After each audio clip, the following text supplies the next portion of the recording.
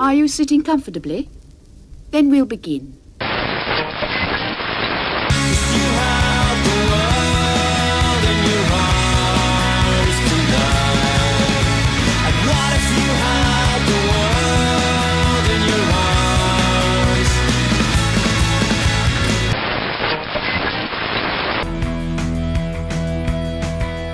Zurich is stained. Zurich is stained. Zurich is stained. Zurich is stained.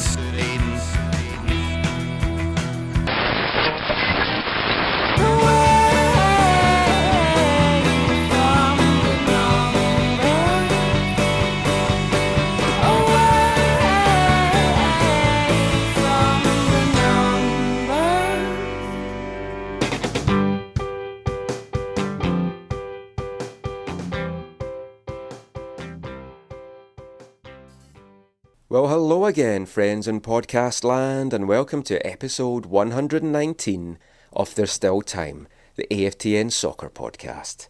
I'm your host, Michael McCall, and I'm flying solo again for this episode, but don't worry, we have a host of entertaining guests for you, as we pick over the bones of the 2015 Women's World Cup and look a little bit ahead to the 2015 Gold Cup. So 2 podcasts from us in a couple of days, like an ambassador at a reception with Ferrero Rocher. We're spoiling you. If you don't get that reference, just do a quick search on YouTube. But yep, we thought we'd come back with another podcast pretty quickly because we know not everyone wanted to listen to our American Women's National Team special that we brought out on Tuesday. So quickly moving on from that, we're going to do a little wrap-up show from the Women's World Cup. So just how was the tournament? How well was it received? Certainly got the viewing figures anyway. And it packed the crowds into the venues as well. 52 matches played over 30 days, total attendance of more than 1.35 million. I think that's a pretty successful tournament. Lots of records fell in the process as well. America claimed, unfortunately, a historic 3rd Women's World Cup title, and they've got the little star on their jersey now to prove it. The average attendance at games was 26,029. Obviously, some of the games that BC plays blew that out the water and really helped to add to that and make up for the low ones in Moncton and Montreal. Moncton because of the small venue, Montreal because I just don't really think that's a soccer city really. Vancouver had the biggest attendance of the tournament, just over 54,000 packing into BC plays for that Canada-England quarter-final. And 7 of the games overall had an attendance of over 50,000. So it was a whole new total attendance record for any FIFA competition apart from the main Men's Senior World Cup. So all in all, I think you can say it was a success. But was it? We're going to look at that, along with whether we should be happy or disappointed at how well Canada did, the future of the Canadian game, and did the right team win the tournament? And we're going to look over all those things with our regular on the show, Harjeet Johal. Well-travelled this tournament, and for me, the best and most expert women's soccer writer in Canada these days. So let's just get straight to her. Here's Harjeet Johal.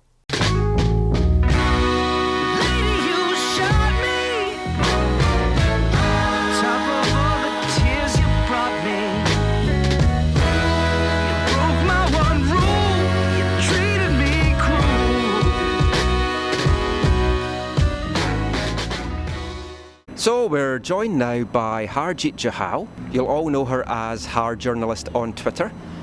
Har, tournament's over. You've been racking up the air miles like nothing on earth. You must have so many free flights coming up now. What is your overall perception one day after the final of how the whole tournament was? A success? Yeah, I think it was a massive success. We saw so many fans and supporters of women's football pack the host cities, Vancouver to Moncton to cheer on their favorite teams. We saw a lot of support. We saw a lot of great football out there, a lot of dedication, a lot of media attention for the players and for the tournament. So really, really massively, I would say this was a very successful Women's World Cup. Now, but we'll go back to the tournament itself in a little bit. First thing though I want to ask you, building on this, there's all this talk just now about the legacy and what it's going to mean for the women's game in Canada. The way that I'm looking at it though is I think it's all good talking about legacy and stuff just now. We had it with the Olympics, and if you look at after the Olympics, folks soon forgot about all these winter sports. Maybe curling got a little bit of a boost and more folk were playing that, but in general, when the event's on, people are talking about it. Do you still think in a year's time the women's game in Canada is going to be right at the top focus?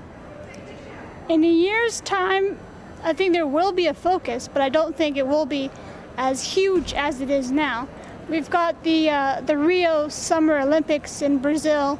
I believe that's in August at some point. So if Canada qualifies, there will be talk about women's football. The U.S. will probably qualify as well. So there'll definitely be talk, but I don't think it'll be on a huge scale like we've seen at the Women's World Cup right now. I think it's imperative that Canada Soccer, U.S. Soccer, and the English FA and other countries, that they do not piss away this momentum.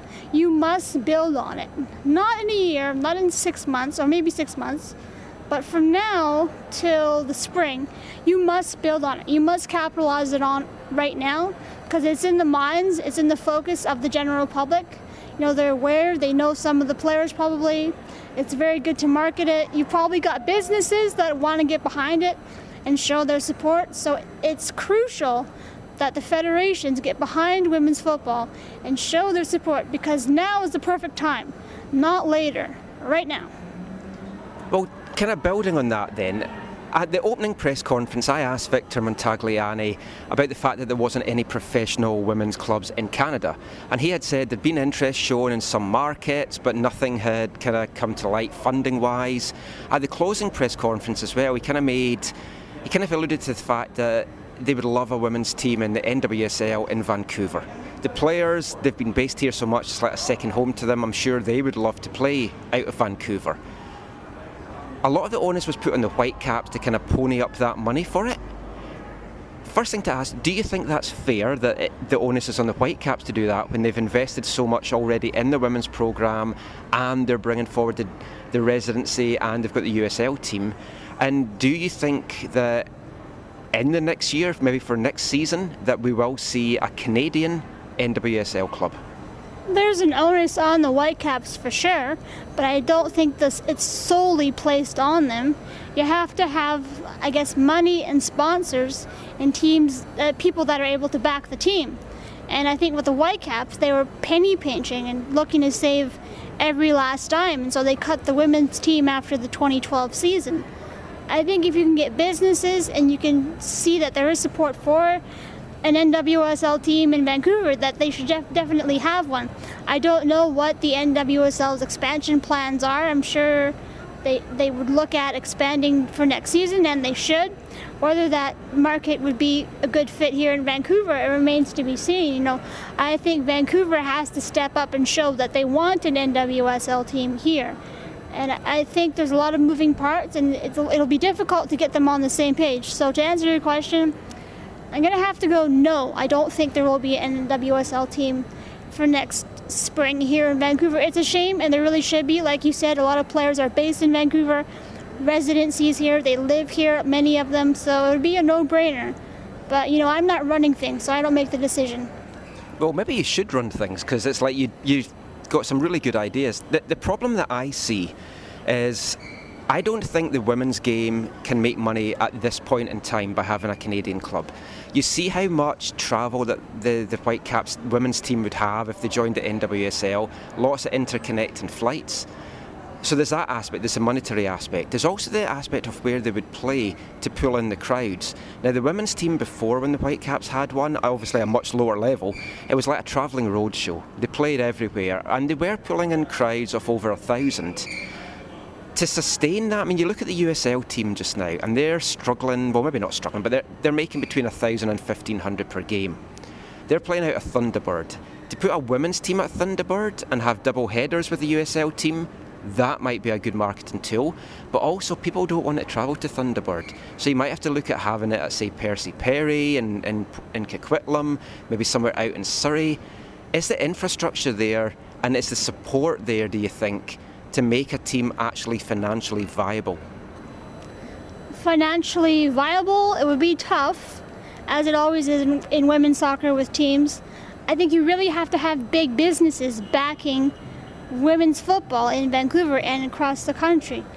Yeah, you'll get the fan support, you'll get a couple thousand, or depending on the stadium or the venue. You know, the Portland Thorns, they're regularly packing Portland to watch Sinclair and Morgan and all the players down there. So, But then Portland's a very big soccer city. I mean, they support their PDL team. But I've been down at a PDL game down there where there was 12,000 people. So, I mean, it's crazy. yeah, we're not Portland, but I think we can do better than a couple of thousand fans for the women's team if we were to get one. A stadium in a good location is super important. I'm not sure Thunderbird would be the ideal place. You know, you're obviously going to attract a lot of families, a lot of people with young kids. We have Swangard as an option. I think Swangard would be the better option. I don't know who's going to drive out to Thunderbird to watch them on a weekend. I wouldn't want to go there, really. Oh, also a grass pitch at Swangard, so that'll please the American players. Now, let's just move quickly back to the tournament just for a couple of minutes to wrap this up. Canada, as I actually predicted, showing my complete knowledge of the women's game, crashed out at the quarter-final stage to England. Do you think that was as far as they really were expected to go in this tournament? Obviously, Canada had got behind them and there was a little bit of hype built up. Oh, they can go and win this thing. But realistically, I don't think they ever could. No, you're bang on. You and me and a lot of other pundits predicted that they would be out of the quarterfinal round. So they made it. England beat them. They really could have taken England, 2-1. That terrible start did them in. So they could have really taken England. But yeah, that's what we predicted and that's what happened. I don't know where this team goes from now. We're obviously going to have to see which players retire and who John brings in. I mentioned the Olympics earlier. You can only have 18 players on that Olympic roster. So you've got to cut it down to 18 from 23. So there's definitely going to be older veterans out the door, younger players, and even more so players that are not going to be in Brazil. So a lot of tough decisions for the gaffer, and we'll see where he moves with the program. And we're going to get a rough idea of what the squad might be at the Pan Am Games later this month. It's basically an under-23 team that Canada's taken, so it's the future of the women's game. Now, talking to John Herdman, I know if this was, say, in England or if it was the US and the team did crash out at a quarter-final stage, there would be calls for his head. He's done a lot with this team. He's won a bronze at the Olympics. He's played a World Cup on home soil. Can he take this team any further? Should he bow out now without maybe having the danger of tarnishing his legacy? No, I don't think he's going to bow out. You've met John, you've talked to him. He's not seemingly the guy or someone like that who would quit or leave when the going gets tough. I think he really wants to build up Canada soccer in this country, develop it to what it can become, maybe like a US or Germany where there's a pipeline of players coming through. I don't know that Canada's got that talent, but we'll see. Yeah, I think he's going to stick in for the long run. He's got young kids, they like it here. He moved here from England, so yeah, I think he's in here for the long haul, and we'll see how it turns out. We kind of really have to talk about the winners, America. Now, we do? Yeah, it's a very American-heavy podcast, this one, unfortunately. But looking at the Americans, they kind of got stronger as the tournament went on. No other team seemed to get stronger every single game. They played Japan in the final, blew them away in the opening moments. Jill Ellis got her game plan spot on because the Japanese, to me, watching them, they were always going to be in danger of letting goals in if a team could take their chances. Switzerland showed it in their first game against Japan. They created a number of chances, but they just couldn't finish them. America did finish them on Sunday, 4-0 up after 16-17 minutes. Looked really good. They looked the best team in the tournament. Maybe Germany were slightly better, but obviously they had a really tough draw and crashed out to the US. How good is this US team? And how worrying is it for the rest of football, women's football, that there's all this young talent now coming through for the States? They're really good. I wouldn't say that it's a worry for the other teams. They just know that they've got to be better. I mean, US won, they're the world champions, and you always want to beat the champions going forward. They've got a lot of young talent, so do a lot of other teams. It's just who can better develop the talent and integrate it into the first team. That's usually the teams that have success. So we'll see how the other nations go moving forward, and US is the top dog, so they'll want to knock them off. But worrying, I wouldn't say it's worrying. I think it just makes every other team step up their game so they can be where the US are right now. Let's just have one last question for you then. Like, on that subject, you've covered the women's game for years. You're not just one of these flyby people that just kind of jumped on this tournament and I'll probably never cover it again.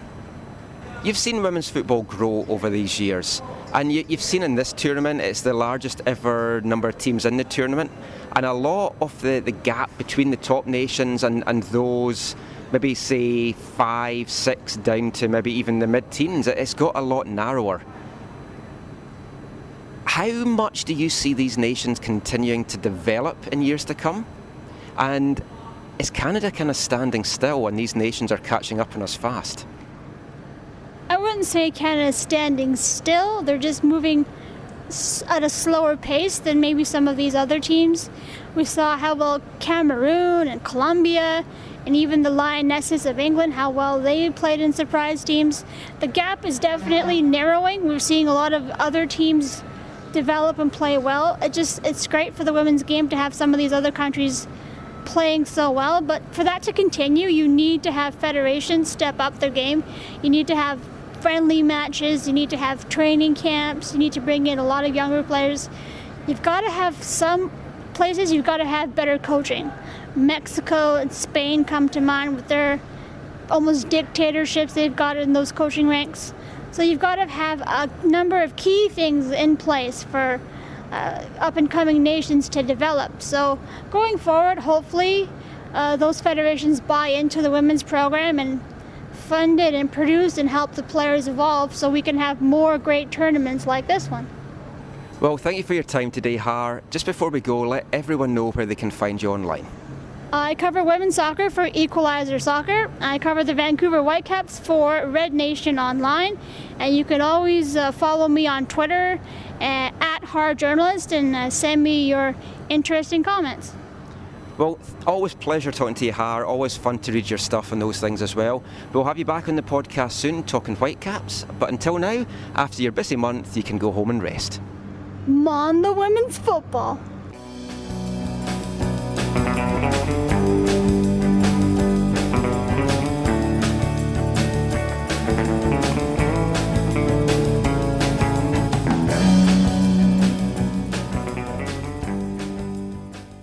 So thanks to Har for joining us there. Always nice to have her on the show. She's someone that covers the women's game, not just when the World Cup's on, not just when the Olympics is on, but throughout the year, every year. If you're a fan of the women's game, definitely read her stuff and check out her Whitecap stuff as well. So as we said there, Har certainly racked up the air miles, going to Edmonton, Montreal, Vancouver, back to Edmonton. She was travelling all over the place. And someone who racked up even more air miles than her was SI.com senior writer and Fox Sports analyst Grant Wahl. Now, we had a chance to catch up with Grant at the special American Women's National Team show that they had at Jackpool Plaza here in Vancouver on Monday. So we thought we'd take the opportunity just to ask Grant how he found the whole competition and what this win means for the American Women's National Team programme going forward. So here's Grant Wahl.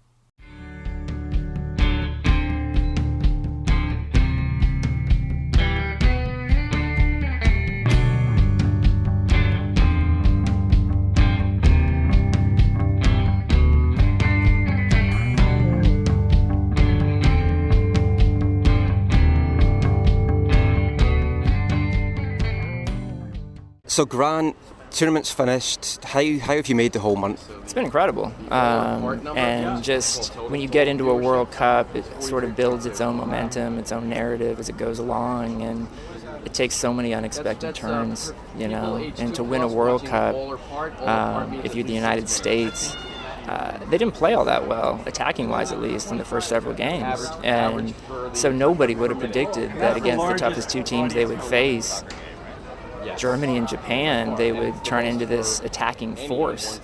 5 goals in a World Cup final, 4 goals in the first 16 minutes of a World Cup final, a goal from the halfway line in a World Cup final, a hat trick for Carly Lloyd in a World Cup final. I mean, that's just crazy talk. You know? I was speaking to Julie Johnson and I asked her, like the penalty miss against Germany, or the penalty conceded against Germany, at the time seemed like horror for her. But looking back, that kind of seemed to give America the spark and pushed them forward, I think, to this one. It might have, you know. I mean, crazy things happen in games. And so she goes from being in tears on the field, thinking she's cost her team the World Cup, to having this real shot in the arm. And I think sometimes we forget how players' confidence ebbs and flows during a tournament, during the course of a game. And that can have as big an impact on a game as a tactical switch. Now, I do think the big tactical switch that Ellis made with Morgan Bryant coming in as a central midfielder and having 3 central midfielders from the start the last couple of games really freed up Carly Lloyd to become a legendary player. Talking to Jill Ellis, as an outsider, I didn't really understand what all the hassle and all the kind of abuse that she was getting going into the tournament. What was behind that? Was it just that American public demands so much from the women's team? Oh, I wouldn't say it was abuse, I think, but there's a lot of criticism, a lot of critical stuff, and I think that she understands that sort of par for the course when you're the U.S. women's national team coach, and it's the only comparison I can make is to the Brazil men's coach, you know? I mean, you're expected to win the World Cup every time, and if you don't, it's a failure, and people are going to bellyache if they think, because they care so much, you know, and that's fans, some media. I think I can only speak for myself, but like when I cover this team, I cover it the same way I would cover any team in any sport. And when people around the world care so much about sports, critical stuff's going to come up. And all credit to Jill Ellis. I mean, she pushed all the right buttons as the tournament went on. I think it was a big risk to bench Abby Wambach, the greatest goal scorer in the history of soccer internationally, and start your youngest player basically in her place, not in her exact place, but to make that switch. That took a lot of courage, and it paid off. Do you see Jill Ellis staying on for France, the World Cup? I think you got to deal with the Olympics first. You know, her contract, as I understand it, runs to the end of 2016, and certainly she helped her situation in this tournament. I think in many ways she was coaching for a job in this tournament. And obviously by winning it, that's a big moment for her. So I expect her to go through to the Olympics. Curious to see which players she'll have, you know, how many players are going to retire. I think a few will. And so you're looking at probably Jill Ellis getting the chance to integrate even more young players. And we've seen the 2 youngest players in this tournament, Johnston and Morgan Bryant, were huge. They were fantastic, and they were necessary. So it makes you wonder how many other Julie Johnstons and Morgan Bryants there are out there who might get a shot now in the next year for the Olympics. Canada as the host country, how do you think they did putting on this World Cup? I really enjoyed it. I love Canada and really enjoyed going to cities I'd been to before, like Montreal and Vancouver, but also seeing new places to me like Ottawa and Edmonton and Winnipeg. And didn't get to Moncton, but I'm sure it was great. I mean, like, it's... I thought it was a really well put together tournament. Was it publicized, maybe advertised enough, you think? I don't know. I mean, like, that gets into stuff that I don't actually know the information so much on, so I'd only be speculating. I mean, certain venue cities tended to draw better than others. It's a little unfortunate Toronto wasn't involved. I understand why. It's a little unfortunate there was the artificial turf. I understand why. I think when people remember this World Cup and think of Canada, they're going to have positive thoughts. That's great. Thank you so much, Grant. Cool. Thanks very much, Grant. Yeah.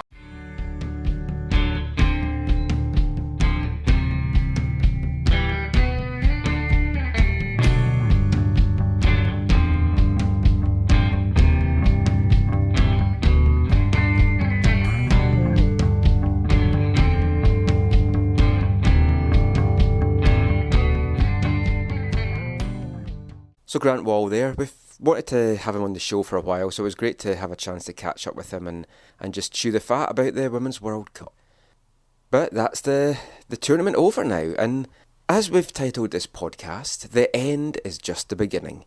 Because it might be the end of the Women's World Cup, and it might be the end of the FIFA Under-20 Men's World Cup, and it might be the end of Copa America. but it's just the beginning of a fantastic summer of football and a fantastic few months of football that's going to be coming up here in North America. We've got the MLS season coming down the stretch, just over the halfway mark of the season now. Whitecaps doing fantastically well. We'll be back to our usual Whitecaps podcast after this episode, so watch out for them coming up soon. And on Tuesday this week, the Gold Cup kicked off. America kicked off their tournament with a narrow 2-1 win over Honduras, and Canada kicked off their tournament on Wednesday with I'm not sure I can really find the right adjective to describe that game, but with a 0-0 draw against El Salvador and a highlight reel miss from Kyle Larin. Not the kind of miss that you really want to be remembered for, and I'm sure if he had scored the winner that would have taken a little bit of the pain out of that, but it was a horror miss. It was really, really bad. And I mean, we've all seen Kyle Larin putting the goals in for Canada, putting the goals in for Orlando City, and at college level, it's just not like him to miss an opportunity like that. Hopefully it's not going to cost Canada going forward and they can still advance from the group and still claim a space at Copa America next year. But to end this podcast, we thought we would just kind of change the mood a little bit, move away from the women's game and speak to Daniel Squizzato, well-known face in the Canadian soccer scene and as massive a Canadian national team supporter as you could possibly find. It was good to know that when we spoke to him on Monday that he was still pretty sane after America winning the Women's World Cup on Sunday and having to actually be in the stadium to watch Abby Wambach and Sydney Leroux lift that trophy.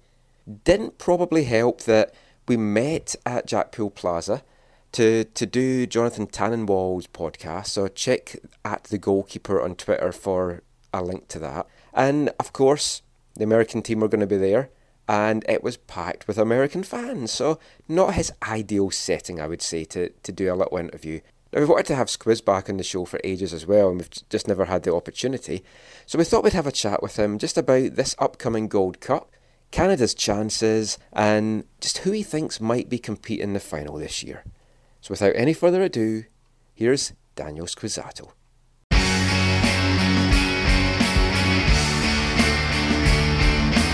So I cast my gaze from people to the most absurd detail. A single cup of coffee, a hypodermic needle, in the good hands of my dentist. Thank God for Mr. Prentice, and I wear it for my lady, the Canadian flag, baby. So we're joined now by Daniel Squizzato, and we're going to do a little bit of a Gold Cup preview. So Canada kick off their Gold Cup campaign in Carson, home at LA Galaxy, against El Salvador. This podcast may or may not be out by the time you hear this, but we're just going to set up the whole tournament. First thing to really ask you, Squiz, how are you expecting Canada to do this time around? Well, unfortunately, I sometimes find it difficult to separate my dispassionate analysis brain from my overly passionate Canadian supporter brain. And so looking at this tournament, the big question marks are going to be for Canada. How do they do without Milan Borjan, number one goalkeeper? How do they do without Atiba Hutchinson, number one midfielder, probably number one player overall? And any team would be in a bit of a hole trying to recover from two absences like that.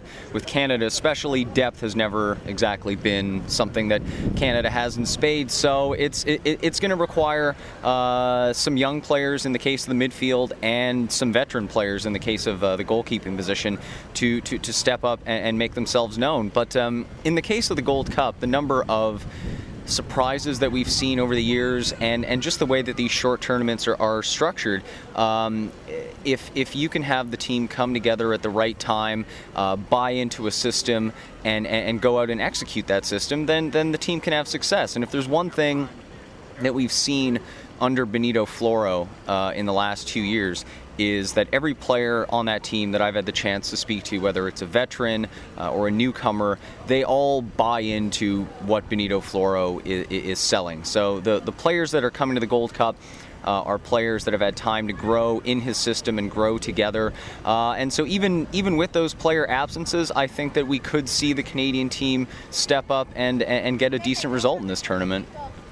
Now, I mean, you talk about depth, and it has been a big issue in the past, but the amount of young talent coming through just now is very exciting. Last time around, goals were really hard to come by. I was down for the game in Seattle, and it's just didn't know where that goal was going to come from. This time you've got Kyle Larin, you've got Tesho Akindele.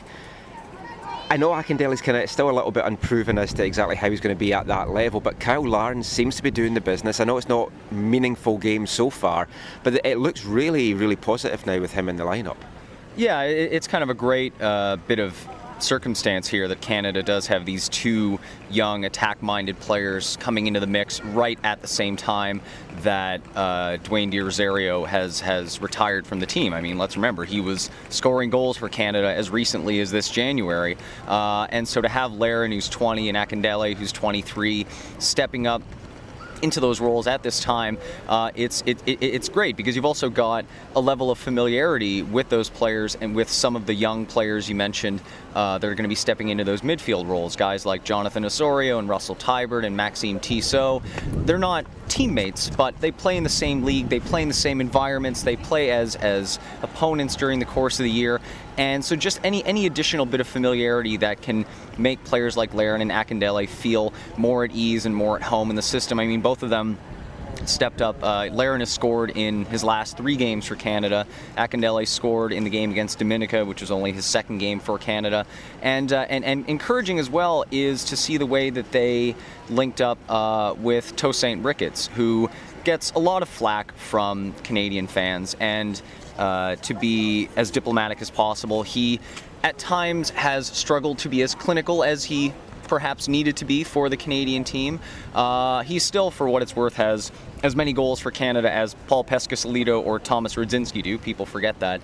But to see the way that he connected with Tesho, particularly in that game against Dominica, it might just be a one game, might just be a one-off, and of course Dominica is hardly the most challenging opponent in the world, but to actually see players connecting and creating dangerous scoring opportunities for Canada and developing some momentum and developing some camaraderie, it definitely bodes well for this tournament. Again, whether they can pull it together in meaningful games at the Gold Cup remains to be seen, but the overly passionate Canadian supporter side of my brain is getting a little bit hopeful for what's to come. So, I mean, looking at the group, the first stage is to try and get out of that group, which they failed at 2 years ago.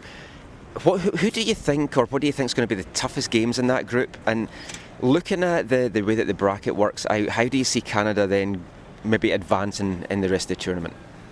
Well, in a preview I wrote for MLSsoccer.com, I did go ahead and predict that Canada would grab second place in this group. I got quite a bit of flack for that, some of it totally justified from people. I think that every game in this group is going to present its own challenge for Canada. You've got the opener against El Salvador. You can expect a good contingent of Salvadoran fans in Carson, California. It's the Gold Cup opener. There's all that pressure. Canada doesn't necessarily historically perform well under pressure, so you've got that. You've got the second game of the group against Jamaica, a team that Canada did beat in September. You know, they're on a bit of a losing slide. They lost 3 straight at Copa America. But they have Darren Mattocks. I mean, that's a good plus for Canada. Yeah, I mean, if you're gonna count five difference makers for Jamaica, I'd count Darren Mattocks, Darren Mattocks, Darren Mattocks, Darren Mattocks, Darren Mattocks. But you're playing in the heat of Houston, which is never easy for any players at any time. But for them to step up on 2 days rest and play against a team that, you know, many players are more accustomed to the heat playing in Jamaica as we would be playing in Canada. And then July 14th, people will say that Canada should have the home field advantage playing at BMO Field against Costa Rica, but yeah. Costa Rica's the top team in the region. You know, they're a top 15 team in the world at the moment. And, you know, the idea of Canada having overwhelming crowd support when playing on Canadian soil, again, historically not necessarily something that happens. So I really am hoping, what I'm hoping for above all from that game, the doubleheader at BMO Field, is you've got El Salvador v Jamaica as the first part of the doubleheader. I would hope, I'll say hope, not expect, I would hope that the people who live in Canada, who maybe are of Salvadoran or Jamaican background, coming out to that first game to support those teams, I would hope that they would stick around and then also lend their support to the Canadian team, the team representing the nation in which they've chosen to live. That would be my hope. Again, my hope, not my expectation. But yeah, I mean, so you look at a group like this. This is a group that Canada could get 2 wins out of, or it's a group that they could go home with without a result at all. So that's the kind of thin line that you're always walking on in the Gold Cup, and that's kind of what makes it an exciting tournament to watch. And just before we wrap up, what's your tip to win it, and how do you think the final's going to be? Who do you think is going to be in there? Well, picking the presumed finalists of the Gold Cup is about as difficult as trying to decide whether or not the sun is going to rise tomorrow. So I don't know about here. Well, yeah, actually, we're under cover of significant wildfire smoke here in Vancouver. But my prediction would be, it's almost as though the tournament is meant to end this way, would be the U.S. and Mexico. People will say Costa Rica has emerged as a favorite. And they definitely could make themselves known, but they've got some injuries. They're missing a lot of players from their World Cup squad, and the U.S. and Mexico are going to have that home field advantage as well, which always has benefited them quite well historically. So that's my pick. Of course, if we end up with Costa Rica against Honduras or something, I may have to totally reevaluate my following of soccer entirely. Well, thanks so much for joining us, Daniel, and just before you go, let everyone know where they can find you online. Well, if you don't already follow me on Twitter, then you're one of the lucky ones. Don't start doing that now. But if you do, if you do enjoy a completely self-flagellating Canadian soccer fan, you can find me on Twitter at Daniel Squizzato. You can also find me at mlssoccer.com. And I do ever so sporadically post on Canadian soccer news. I will get around to that sooner or later, I promise. That's great. Thank you for your time, and we'll talk to you soon. Thanks, Michael. In a time when hats were hats, I had no Canadian flag, just a sign of Dave and Roger, too scared to purchase larger. But I walk through the Clyde Valley, in the shadow of fiery Jack, power, fear no evil, wrapped in the Canadian flag.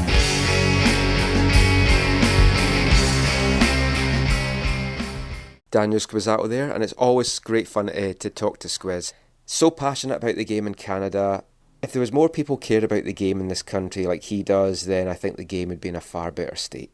So how Canada will do for the rest of this Gold Cup will remain to be seen. Hopefully they will improve on that 0-0 with El Salvador. But that is it for this episode of the podcast. We'll be back soon with our bread and butter, a Whitecaps podcast. So until then, don't forget to check out all our stuff on AFTN. Get there via aftn.ca. My name is Michael McCall. I'm also the Whitecaps beat reporter for MLSsoccer.com, so read all my stuff on there as well.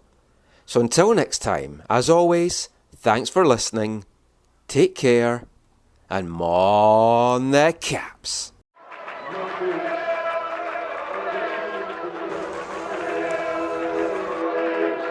Going to your first match is an experience you never forget. The atmosphere of what's going on around the pitch looks beautiful, and you always look and go, wow, I'd love to play here one day. If you get the bug, it's going to stay with you for life.